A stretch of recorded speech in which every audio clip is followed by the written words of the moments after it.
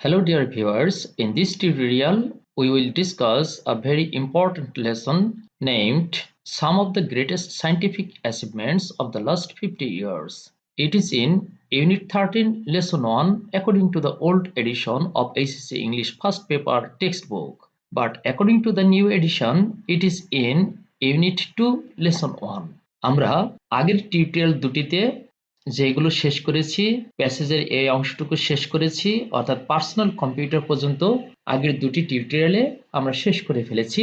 আজকে আমরা আলোচনা করব এই টিউটোরিয়ালে দ্য ফার্স্ট কমিউনিকেশনস স্যাটেলাইট। এখান থেকে আমরা কমিউনিকেশনস অর্থ জানি যোগাযোগ, আর স্যাটেলাইট হচ্ছে উপগ্রহ।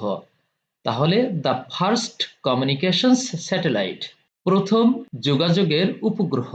People on Earth may take for granted today's high-tech world of cell phones, GPS, and the satellites high above the planet that make instant communication possible. আমরা অর্থ করার আগে ইম্পর্টেন্ট শব্দগুলোকে জেনে নেই। এখানে একটি ফ্রেজ রয়েছে টেক ফর গ্রান্টেড। এটা আমরা উপরের অংশ পেয়েছি, অর্থাৎ আগের টিউটোরিয়ালে। টেক ফর গ্রান্টেড হলো কোনো কিছুকে নিশ্চিত হিসেবে ধরে নেওয়া। এরপরে হাইটেক হচ্ছে উচ্চ প্রযুক্তির, আর জিপিএস এর পুরো নাম হচ্ছে গ্লোবাল পজিশনিং সিস্টেম। এরপরে দেখুন প্ল্যানেট, প্ল্যানেট হচ্ছে গ্রহ, আর ইনস্ট্যান্ট হচ্ছে তৎক্ষণাৎ। আবার কখনো কখনো এটা দ্রুত এই অর্থে ব্যবহার করে, এটি অ্যাডজেক্টিভ। তাহলে এটার সিনোনিম আমরা বলতে পারি ইনস্ট্যান্টেনিয়াস, অর্থাৎ তাৎক্ষণিক বা তৎক্ষণাৎ। কুইক মানে তাড়াতাড়ি বা তৎক্ষণাৎ। আর্জেন্ট মানে জরুরি অথবা তৎক্ষণাৎ, এরকম। আর অ্যান্টোনিম অর্থাৎ বিপরীতার্থক শব্দ আমরা বলবো খুবই ঢিলে ঢালা অথবা ধীর স্থির ইত্যাদি। তার মানে আমরা ইংরেজিতে বলবো স্লো অথবা ডিলেইড অথবা প্রোক্রাস্টিনেটেড অথবা স্লাগিশ ইত্যাদি। এরপরে দেখুন পসিবল, এটি অ্যাডজেক্টিভ, এর অর্থ হচ্ছে সম্ভব অথবা সম্ভবপর, আর এটার অ্যান্টোনিম হবে ইম্পসিবল অর্থাৎ অসম্ভব। তাহলে এই সেন্টেন্সটির এবার অর্থ আমরা ভেঙে ভেঙে করার চেষ্টা করি। পিপল অন আর্থ, পৃথিবীর মানুষ, মে টেক ফর গ্রান্টেড, নিশ্চিত হিসেবে হয়তোবা ধরে নিতে পারে। কোন জিনিসকে নিশ্চিত হিসেবে ধরে নিতে পারে এই পৃথিবীর মানুষ? Today's hightech world of cellphones, মুঠোফোনের আজকের এই উচ্চ প্রযুক্তির পৃথিবীকে ধরে নিতে পারে নিশ্চিত হিসেবে। আর কোন জিনিসকে ধরে নিতে পারে?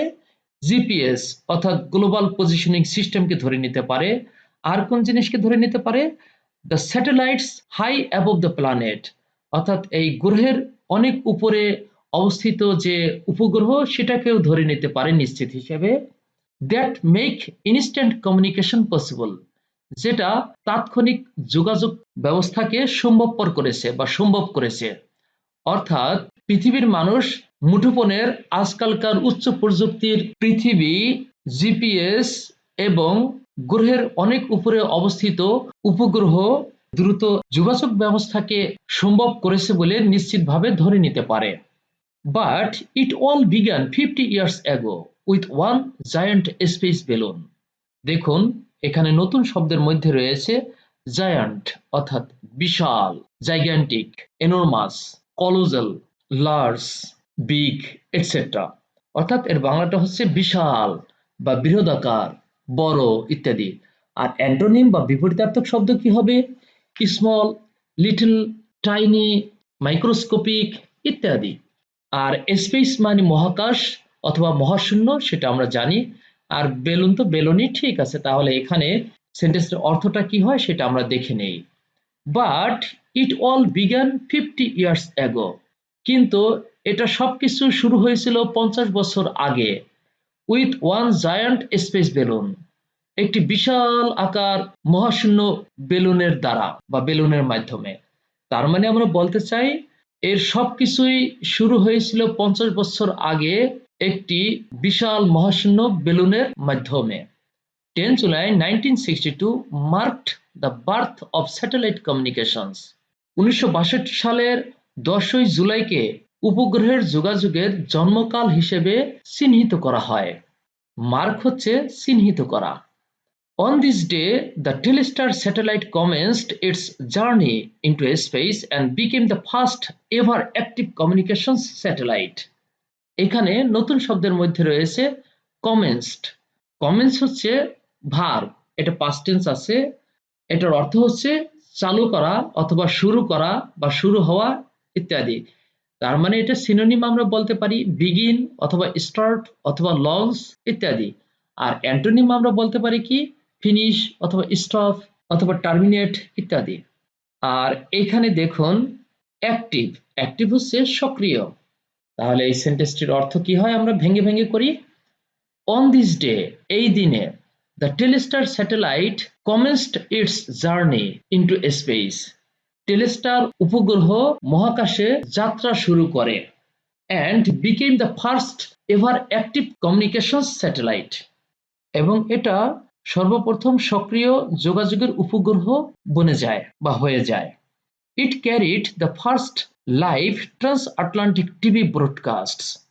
এখানে ক্যারিড হচ্ছে বহন করা, এটা ভার্ব পাস্ট টেন্সে রয়েছে, এটা বহন করা অথবা শুরু করা চালু করা এই অর্থ ব্যবহার করা যেতে পারে।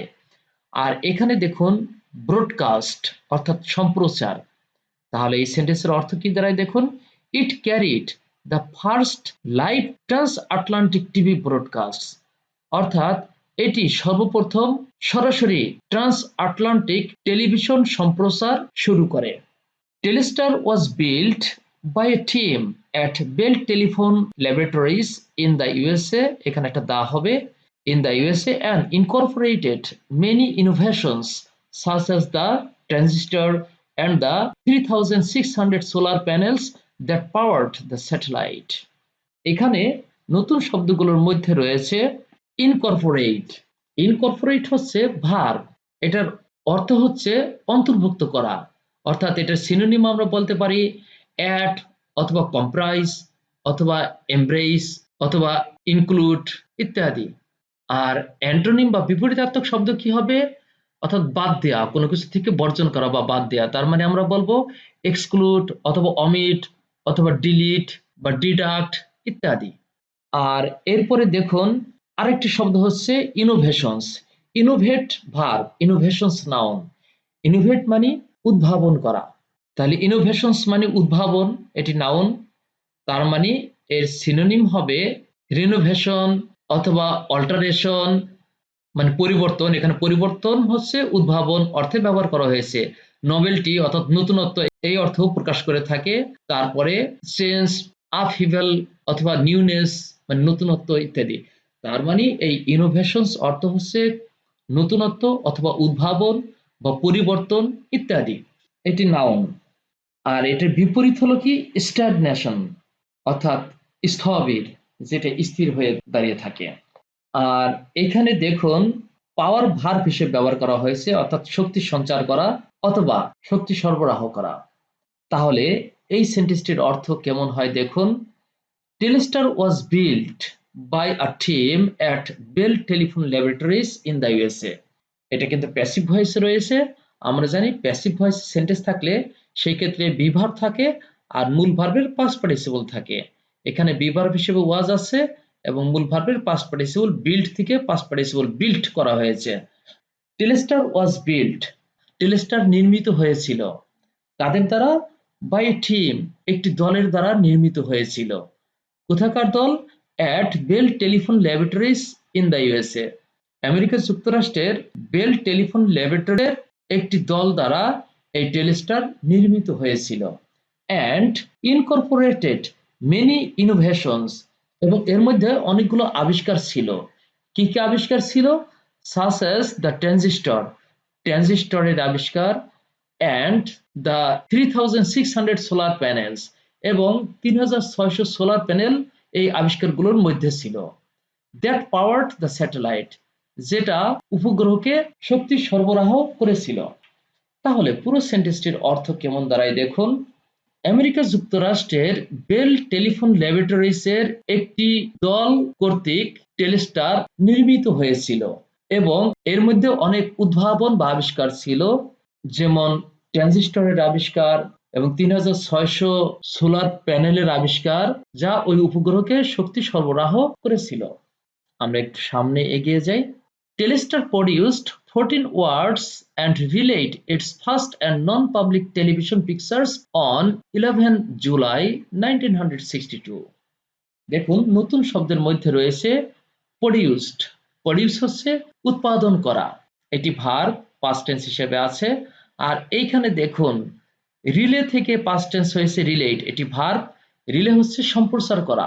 অর্থাৎ এর সিনোনিম হিসেবে আমরা বলতে পারি ট্রান্সমিট অথবা ট্রান্সফার অথবা সার্কুলেট অথবা ব্রডকাস্ট অথবা টেলিকাস্ট অথবা ডেলিভার ইত্যাদি। তাহলে পুরো সেন্টেন্সের অর্থ কেমন হয় দেখুন, আমরা প্রথমে ভেঙে করার চেষ্টা করি। টেলিস্টার প্রডিউসড 14 ওয়াটস। টেলিস্টার 14 ওয়াট শক্তি উৎপাদন করেছিল। And relate its first and non public television pictures, এবং এটা সর্বপ্রথম ব্যক্তিগত টেলিভিশনের ছবি সম্প্রচার করেছিল। কখন? অন 11 জুলাই 1962, 1962 সালের 11 জুলাই সম্প্রচার করেছিল। তাহলে পুরো সেন্টেন্সের অর্থ কি দেখুন, টেলিস্টার 14 ওয়াটের শক্তি উৎপাদন করেছিল এবং সর্বপ্রথম ব্যক্তিগত টেলিভিশনের ছবি 1962 সালের 11 জুলাই সম্প্রচার করেছিল। The satellite could carry 600 voice calls and one black and white TV channels from an egg-shaped orbit. এখানে দেখুন নতুন শব্দের মধ্যে রয়েছে egg-shaped। এগ হচ্ছে ডিম আর শেপড হচ্ছে আকৃতির, তাহলে ডিম আকৃতির। egg-shaped মানে হচ্ছে ডিম আকৃতির, আর অরবিট মানে হচ্ছে কক্ষপথ অথবা কক্ষপথে পরিভ্রমণ করা। তাহলে দেখুন সেন্টেন্সটির অর্থ কেমন দাঁড়ায়, আমরা ভেঙে করার চেষ্টা করি। The satellite could carry 600 voice calls. উপগ্রহটি 600 voice কলকে বহন করতে পারত। And one black and white TV channels, এবং একটি সাদা কালো টিভি চ্যানেলকেও বহন করতে পারত। From an egg-shaped orbit, এর ডিমাকৃতি কক্ষপথ থেকে। তাহলে সেন্টেন্সটির পুরো অর্থ এরকম হবে, উপগ্রহটি একটি ডিম্বাকৃতির কক্ষপথ থেকে 600 ভয়েস কল এবং একটি সাদা কালো টেলিভিশনের সম্প্রচারকে বহন করতে পারত। Today we use satellites for GPS, TV, radio, weather tracking, military surveillance, space exploration and global communications among other things. দেখুন এখানে নতুন শব্দগুলোর মধ্যে রয়েছে ট্র্যাকিং। ট্র্যাক হচ্ছে অনুসরণ করা, তাহলে ওয়েদার ট্র্যাকিং হচ্ছে আবহাওয়া অনুসরণ। আর মিলিটারি সার্ভাইলেন্স, সার্ভাইলেন্স হচ্ছে পাহারা, এটি নাউন, তাহলে এটার আমরা সিনোনিম বলতে পারি অবজারভেশন অথবা ইন্সপেকশন অথবা সুপারভিশন ইত্যাদি। আর দেখুন স্পেস এক্সপ্লোরেশন, স্পেস মানে মহাশূন্য বা মহাকাশ, এটা আমরা জানি, আগেই পেয়েছি। আর এক্সপ্লোরেশন হচ্ছে অভিযান, তার মানে স্পেস এক্সপ্লোরেশন অর্থ হচ্ছে মহাশূন্য অভিযান বা মহাকাশ অভিযান। তাহলে এই সেন্টেন্সটির অর্থ কেমন দাঁড়ায় দেখুন, আমরা প্রথমে ভেঙে ভেঙে করার চেষ্টা করি। টুডে উই ইউজ স্যাটেলাইটস, আজকাল আমরা উপগ্রহ ব্যবহার করি। কেন ব্যবহার করি? For GPS, TV, radio, weather tracking, military surveillance, space exploration and global communications, অর্থাৎ যেই কাজের জন্য আমরা এই স্যাটেলাইটস অর্থাৎ উপগ্রহ ব্যবহার করে থাকি তার মধ্যে রয়েছে জিপিএস এর জন্য ব্যবহার করি, টেলিভিশনের জন্য, রেডিওর জন্য, এবং আমাদের আবহাওয়া অনুসরণ করার জন্য, সামরিক নজরদারির জন্য, মহাকাশ অভিযানের জন্য, বৈশ্বিক যোগাযোগের জন্য, এইগুলো স্যাটেলাইট ব্যবহার করে থাকি। তাহলে এই পুরো সেন্টেন্সটির অর্থ দাঁড়াবে এরকম, আজকাল আমরা আরো অন্যান্য যেসব কাজে স্যাটেলাইট ব্যবহার করি বা উপগ্রহ ব্যবহার করি তার মধ্যে রয়েছে জিপিএস, টেলিভিশন, রেডিও, আবহাওয়া অনুসরণ, সামরিক নজরদারি, মহাকাশ অভিযান এবং বৈশ্বিক যোগাযোগ। আমরা তাহলে সামনে এগিয়ে যাই। দেখুন এখানে রয়েছে দ্য মুন ল্যান্ডিং, চাঁদে অবতরণ। ল্যান্ড হচ্ছে অবতরণ করা, এখানে ল্যান্ডের সাথে আইএনজি করা হয়েছে। দ্য মুন ল্যান্ডিং, চাঁদে অবতরণ। For thousands of years, human beings had looked to the heavens and dreamed of walking on the moon. এখানে দেখুন নতুন শব্দের মধ্যে রয়েছে হেভেন্স। হেভেন হচ্ছে স্বর্গ, আবার হেভেন হচ্ছে আকাশ। এখানে হেভেন হচ্ছে আকাশ অর্থে ব্যবহার করা হয়েছে, অর্থাৎ স্কাই অথবা ফার্মামেন্ট। আর ড্রিম হলো স্বপ্ন, তবে এখানে ড্রিম ভার্ব হিসেবে ব্যবহার করা হয়েছে, স্বপ্ন দেখা, এটা ভার্বের পাস্ট টেন্স আছে। আর তেমন কোনো নতুন শব্দ নেই। তাহলে সেন্টেন্সটির অর্থ কিরকম হয় আমরা ভেঙে ভেঙে প্রথমে করার চেষ্টা করি। ফর থাউজেন্ডস অফ ইয়ার্স, হাজারো বছর ধরে, human beings had looked to the heavens, মানুষ আকাশের দিকে তাকিয়ে থাকতো, and dreamed of walking on the moon, এবং চাঁদের বুকে হাঁটাহাঁটি করার স্বপ্ন দেখত। তাহলে পুরো সেন্টেন্সের অর্থ এরকম: হাজার বছর আগে মানুষ আকাশের দিকে তাকিয়ে থাকতো এবং চাঁদের বুকে হাঁটাহাঁটি করার স্বপ্ন দেখত। In 1969, as part of the Apollo 11 mission, Neil Armstrong became the first person to accomplish that dream, followed only minutes later by Buzz Aldrin. একটু বড় সেন্টেন্স, আমরা প্রথমে আননোন শব্দগুলোকে শিখে নেই। এখানে দেখুন, অ্যাকমপ্লিশ পূর্ণ করা অথবা পরিপূর্ণ করা, ফুলফিল করা বা বাস্তবায়ন করা, ম্যাটেরিয়ালাইজ অথবা ফুলফিল ইত্যাদি। আর ফলো হচ্ছে অনুসরণ করা, এটা ভার্বের পাস্ট টেন্স আছে। এখানে দেখুন তাহলে সেন্টেন্সটির অর্থ কেমন দাঁড়ায়। 1969 সালে as part of the Apollo 11 mission, Apollo 11 অভিযানের অংশ হিসেবে, Neil Armstrong became the first person, Neil Armstrong প্রথম ব্যক্তি বনে যান বা প্রথম ব্যক্তি হয়ে দাঁড়ান, কি কাজের জন্য? টু অ্যাকমপ্লিশ দ্যাট ড্রিম, ওই যে আমরা স্বপ্ন দেখতাম চাঁদের বুকে হাঁটাহাঁটি করার, সেই স্বপ্ন বাস্তবায়নের ক্ষেত্রে নীল আর্মস্ট্রং প্রথম ব্যক্তি হয়ে দাঁড়ান অথবা প্রথম ব্যক্তি বনে যান। Followed only minutes later by Buzz Aldrin, তাকে অনুসরণ করছিল বাজ অলড্রিন কয়েক মিনিট পরেই। তাহলে এখানে পুরো সেন্টেন্সটির অর্থ কেমন দেখুন। 1969 সালে অ্যাপোলো 11 অভিযানের অংশ হিসেবে নীল আর্মস্ট্রং ছিলেন সেই স্বপ্ন পূরণ করা প্রথম ব্যক্তি, যার মাত্র কয়েক মিনিট পরেই বাজ অলড্রিন তাকে অনুসরণ করেছিলেন। Their accomplishment gave people around the world the hope of future space exploration. এখানে দেখুন, অ্যাকমপ্লিশ এই ভার্বটা থেকেই নাউন হয়েছে অ্যাকমপ্লিশমেন্ট, এখানে অর্জন হিসেবে ব্যবহার করা হয়েছে। অ্যাকমপ্লিশমেন্ট হচ্ছে অ্যাটেনমেন্ট অথবা অ্যাচিভমেন্ট। তাহলে সেন্টেন্সটির অর্থ কি দাঁড়ায় দেখুন, দেয়ার অ্যাকমপ্লিশমেন্ট তাদের অর্জন, gave people around the world সারা পৃথিবীর মানুষকে দিয়েছিল। তাহলে তাদের অর্জন সারা পৃথিবীর মানুষকে দিয়েছিল, কি দিয়েছিল? The hope of future space exploration, ভবিষ্যতে মহাকাশ অভিযানের প্রত্যাশা দিয়েছিল বা আশা দিয়েছিল। তাহলে পুরো সেন্টেন্সের অর্থ কেমন দেখুন, তাদের এই অর্জন সারা বিশ্বের মানুষকে ভবিষ্যতে মহাকাশ ভ্রমণের আশা দিয়েছিল বা আশা জুগিয়েছিল। আমরা একটু সামনে এগিয়ে যাই। In fact it was a feat that was so fantastic that there are still conspiracy theorists who insist it could not be possible. দেখুন এখানে নতুন শব্দগুলোর মধ্যে রয়েছে ফ্যান্টাস্টিক চমৎকার, এক্সেলেন্ট, বিউটিফুল, আর এখানে একটি শব্দ রয়েছে ফিট। ফিট অর্থ হলো কৃতিত্ব, এটি নাউন। তাহলে এর সিনোনিম আমরা বলতে পারি পারফরমেন্স অথবা অ্যাটেইনমেন্ট অথবা অ্যাকমপ্লিশমেন্ট অথবা অ্যাচিভমেন্ট ইত্যাদি। এই যে আমরা এখানে অ্যাকমপ্লিশমেন্ট পেয়েছি, এটারই সিনোনিম আমরা এই ফিট দিতে পারি, অর্থাৎ ফিট, অ্যাকমপ্লিশমেন্ট, অ্যাটেইনমেন্ট, অ্যাচিভমেন্ট বা পারফরমেন্স এখানে কৃতিত্ব অথবা অর্জন হিসেবে ব্যবহার করা হয়েছে। আর এইখানে দেখুন নতুন একটি শব্দ কনস্পিরেসি। কনস্পিরেসি হচ্ছে চক্রান্ত, এটি নাউন। তাহলে এর সিনোনিম আমরা কি বলতে পারি?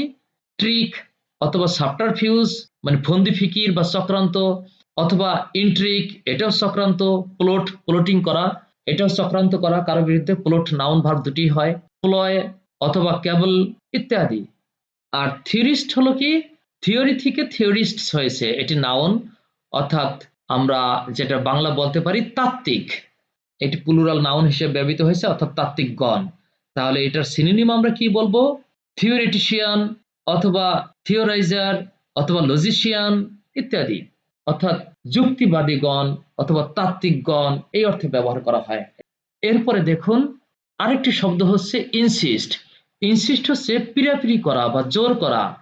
তাহলে এই ভার্বটির সিনোনিম আমরা কি বলবো? আমরা বলবো আর্গিউ অর্থাৎ বিতর্ক করা, মানে যার নিয়ে পিড়াপিড়ি করা, জোর করা, অথবা অ্যাভাও মানে যুক্তি প্রদর্শন করা বা পিড়াপিড়ি করা, জোর করা এই অর্থে।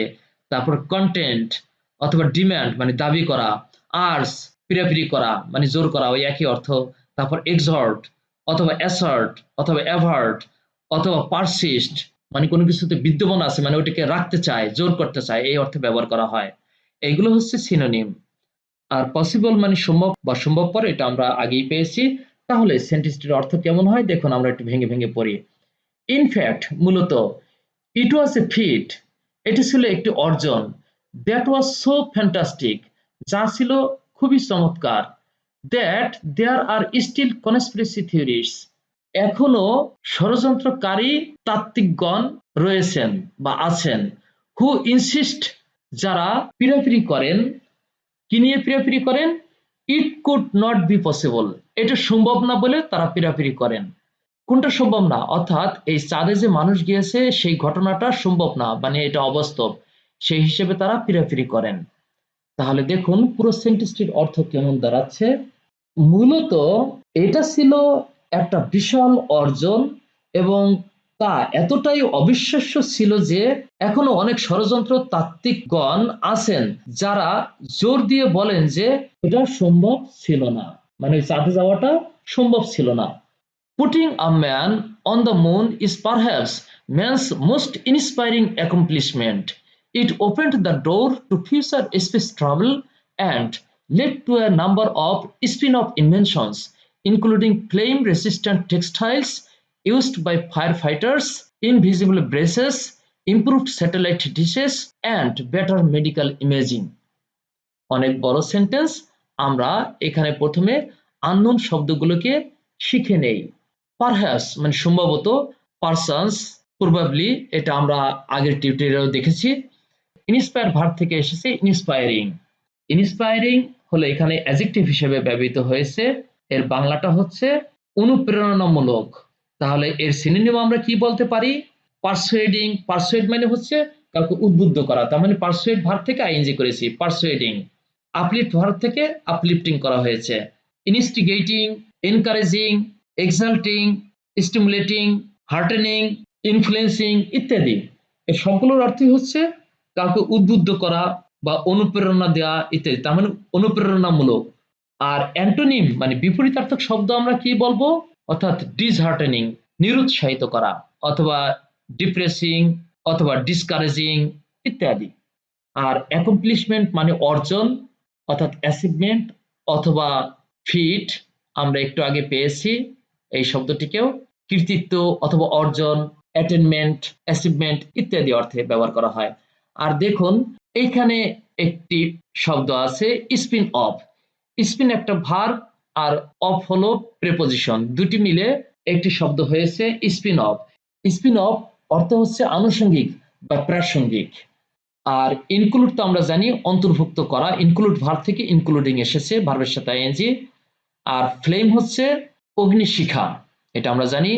রেসিস্ট্যান্ট, রেসিস্ট ভার্ব থেকে রেসিস্ট্যান্ট অ্যাডজেক্টিভ এসেছে। এখন রেসিস্ট্যান্ট এই অ্যাডজেক্টিভটি অর্থাৎ এর বাংলাটা কি হবে, প্রতিরোধক, যা ঠেকায় বা প্রতিরোধ করে, অর্থাৎ প্রতিরোধক। তাহলে এটার সিনোনিম আমরা কি বলবো, আমরা সিনোনিম হিসেবে বলবো ইমপেনিট্রেবল, অথবা অ্যান্টি, অথবা হিন্ডারিং, কনফ্রন্টিং বা ব্যাফলিং, যেটা বাধা সৃষ্টি করে, বা বারিং, এরকম বলবো, যেটা বাধা সৃষ্টি করে বা প্রতিরোধ হিসেবে কাজ করে, মানে বাংলায় বলবো প্রতিরোধক। আর দেখুন এইখানে একটি শব্দ আছে ইনভিজিবল, অদৃশ্য বা অদৃশ্যমান, এটি হচ্ছে অ্যাডজেক্টিভ। আর এর সিনোনিম তাহলে আমরা বলবো ইমপারসেপ্টেবল, অর্থাৎ যা পারসেপ্টেবল না, অর্থাৎ যা আমাদের দৃষ্টিগোচর হয় না, আমাদের বোধগম্য নয়, এরকম অর্থে। আনসিন অদৃশ্য, তারপরে ইনকনস্পিকিউয়াস যা সুস্পষ্ট নয়, যেটা অদৃশ্য। আনসিয়াবল, তারপর হচ্ছে অবসকিউরড ইত্যাদি, অর্থাৎ যা দুর্বোধ্য, অস্পষ্ট বা অদৃশ্যমান ইত্যাদি। এইখানে আরেকটি শব্দ রয়েছে ব্রেসেস, এটা প্লুরাল নাউন হিসেবে ব্রেসেস ব্যবহার করা হয়েছে, এর মানে হচ্ছে বন্ধনী। তাহলে এটা সিনোনিম আমরা বলবো পেয়ার, অথবা কাপল, অথবা ডুপ্লেট, অথবা ডুও, অথবা ডাবলটন ইত্যাদি। ইমপ্রুভড উন্নত। আর স্যাটেলাইট ডিশেস, ডিশেস আমরা জানি স্যাটেলাইটের ডিশকে বোঝানো হয়। তাহলে এই সেন্টেন্সটির অর্থ আমরা ভেঙে ভেঙে প্রথমে করার চেষ্টা করি। Putting a man on the moon is perhaps man's most inspiring accomplishment. চাঁদে একজন মানুষের পদচারণা সম্ভবত মানুষের সবচেয়ে উদ্দীপনামূলক বা উৎসাহব্যঞ্জক একটি অর্জন। It opened the door to future space travel. এটা ভবিষ্যতের মহাকাশ ভ্রমণের দরজা উন্মুক্ত করে দিয়েছে। and led to a number of spin-off inventions এবং বেশ কিছু আনুষঙ্গিক আবিষ্কারের দিকেও ধাবিত করেছিল। কি কি আবিষ্কার? ইনক্লুডিং ফ্লেম রেসিস্ট্যান্ট টেক্সটাইলস, যে আবিষ্কারগুলোর মধ্যে রয়েছে অগ্নি নির্বাপকদের ব্যবহৃত অগ্নিশিখা প্রতিরোধী পোশাক। এই টেক্সটাইল মানে এখানে পোশাক হিসেবে ব্যবহার করা হয়েছে।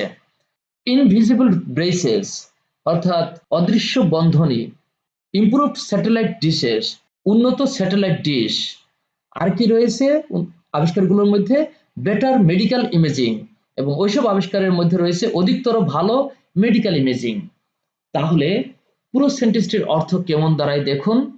চাঁদে একজন মানুষের পদচারণা সম্ভবত মানুষের সবচেয়ে উৎসাহমূলক বা উদ্দীপনামূলক একটি অর্জন। এটা ভবিষ্যতের মহাকাশ ভ্রমণের দ্বার উন্মোচন করেছিল এবং সংশ্লিষ্ট অনেকগুলো আবিষ্কারের দিকে ধাবিত করেছিল, এবং ওইসব আবিষ্কারগুলোর মধ্যে ছিল অগ্নি নির্বাপকদের ব্যবহৃত অগ্নিশিখা প্রতিরোধী পোশাক, অদৃশ্য বন্ধনী, উন্নত স্যাটেলাইট ডিশ এবং অধিকতর ভালো মেডিকেল ইমেজিং। এগুলো ছিল ওইসব আবিষ্কারের মধ্যে। এখন আমরা যে কাজটি করব সেটা হলো এই প্রথম বা দ্বিতীয় টপিকটির উপর থেকে আমরা একটা ফ্লোচার্ট তৈরি করব এখন। আর আমরা তো জানি যে ইংলিশ ফার্স্ট পেপারে যে কারণে A+ মিস হয় তার মধ্যে একটা অন্যতম কারণ হচ্ছে ফ্লোচার্টে ফুল মার্কস না পাওয়া, অথবা ফ্লোচার্টে মাত্র 10-এর মধ্যে 1, 2 বা 3 পাওয়া। এবং প্রায় 70-80% ছেলেপেলেই অর্থাৎ ছাত্রছাত্রীরাই 00 থেকে 1, 2 বা 3 পায় 10-এর মধ্যে। তাহলে এটাকে নেগলেক্ট না করে আমরা অবশ্যই প্রত্যেকটা প্যাসেজ থেকেই যতগুলো ফ্লোচার্ট হয় তা শেখার চেষ্টা করব। তবে এখানে আমরা আপাতত একটি ফ্লোচার্ট তৈরি করব। কমিউনিকেশন স্যাটেলাইটের উপর একটি ফ্লোচার্ট তৈরি করব। কোশ্চেনটি হতে পারে এরকম, দেখুন, make a flowchart showing the advancement of satellite communications, অর্থাৎ স্যাটেলাইট কমিউনিকেশনের অগ্রগতি দেখিয়ে একটি ফ্লোচার্ট তৈরি করতে হবে। তাহলে আমরা কোশ্চেন থেকে প্রথমে হেডিং তৈরি করে নেই, কারণ আমরা তো জানি যে ফ্লোচার্ট তৈরি করতে গেলে 3টি ধাপ অতিক্রম করতে হয়। প্রথমে একটা হেডিং দিতে হয়, তারপরে বক্সেস উইথ ইনফরমেশন, এটা হলো দ্বিতীয় ধাপে দিতে হয়, এবং তৃতীয় ধাপে ক্যাপশন দিতে হয়, অর্থাৎ ফিগার ফ্লোচার্ট দিতে হয়। তাহলে আমরা প্রথম ধাপটি অতিক্রম করে ফেলি, কোশ্চেন থেকে আমরা হেডিং তৈরি করে ফেলি। The flowchart showing the advancement of satellite communications is presented below অথবা is given below দিয়ে কোলন ড্যাশ দিয়ে দিলাম। এটি হচ্ছে আমাদের হেডিং। এখন প্রথম বক্সে হয়তো স্যার তথ্যটি দিয়েছেন এইভাবে, এখান থেকে দিয়েছেন, it all began 50 years ago with one giant space balloon। Sir gerund হিসেবে দিয়েছেন, কিভাবে দিয়েছেন দেখুন। বিজ্ঞান থেকে স্যার নিয়েছেন বিগিন ভার্ব অর্থাৎ ভার্বের বেস ফর্ম তার সাথে আইএনজি, অর্থাৎ স্যার এখানে দিয়েছেন এইভাবে, beginning first journey with giant space balloon. তাহলে কিভাবে দিয়েছেন? Beginning first journey with space balloon. তাহলে আমরা দ্বিতীয় বক্সে কি তথ্য দেব বলুন তো? আমরা দেব এখান থেকে তথ্যটি, অর্থাৎ 1962 সালের 10ই জুলাই এই স্যাটেলাইট কমিউনিকেশনের জন্মলগ্ন বা জন্মসাল বা জন্ম তারিখ। তাহলে এখান থেকে আমরা তথ্যটা কিভাবে দেব দেখুন। একটা জিনিস লক্ষ্য করুন, এইখানের সাথে পরের অংশটা মিলে একটি তথ্য হয় মূলত। এখানে পরের অংশ বলা আছে, on this day the Telestar satellite commenced it's journey into space. তাহলে আমরা ওখানে তথ্যটি না দিয়ে এখানে তথ্যটি দিতে পারি যে ওই তারিখে অর্থাৎ ওই 1962 সালের 10ই জুলাই টেলিস্টার তার যাত্রা মহাকাশে সর্বপ্রথম শুরু করে। তাহলে আমরা দিতে পারি এভাবে। কমেন্স থেকে কিন্তু কমেন্সিং করতে পারি, অথবা আমরা লঞ্চ একটা ভার্ব বাইরে থেকে এনে এটার সাথে আইএনজি করতে পারি। কমেন্স এবং লঞ্চ একই অর্থ, সুতরাং আমরা কমেন্সিং করতে পারি অথবা লঞ্চিংও করতে পারি, সমস্যা নেই। Launching Telstar satellite into space on 10 July 1962, অথবা এটাকে একটু শর্টকাট করার জন্য আমরা ইনটু স্পেস বাদ দিয়ে দিলাম, কারণ তথ্যটা একটু বেশি বড় হয়ে যায়, সেই কারণে সংক্ষিপ্ত করার জন্য এটি বাদ দিয়ে দিলাম। তাহলে আমরা দ্বিতীয় বক্সে কি তথ্য দিব বলুন তো? কমেন্সিং অথবা launching Telstar satellite on 10 July 1962। এবার তৃতীয় বক্সের জন্য আমরা তথ্য দেব and became the first ever active communication satellite, এবং এটা সর্বপ্রথম সক্রিয় কমিউনিকেশন স্যাটেলাইট বনে যায়। তাহলে এখান থেকে আমরা কি করতে পারি, বিকেম এসেছে, বিকাম থেকে এটার সাথে আইএনজি করব, তাহলে becoming first active communication satellite আমরা এটা দিয়ে দেব তৃতীয় নম্বর বক্সে। এইবার দেখুন চতুর্থ নম্বর বক্সে আমরা যে তথ্যটি দিতে পারি কমিউনিকেশন স্যাটেলাইট সম্বন্ধে, দেখুন it carried the first live transatlantic TV broadcast. স্যাটেলাইটের অ্যাডভান্সমেন্ট সম্বন্ধে অর্থাৎ অগ্রগতির ক্ষেত্রে এটা একটা গুরুত্বপূর্ণ তথ্য, এটাও দিতে পারি আমরা।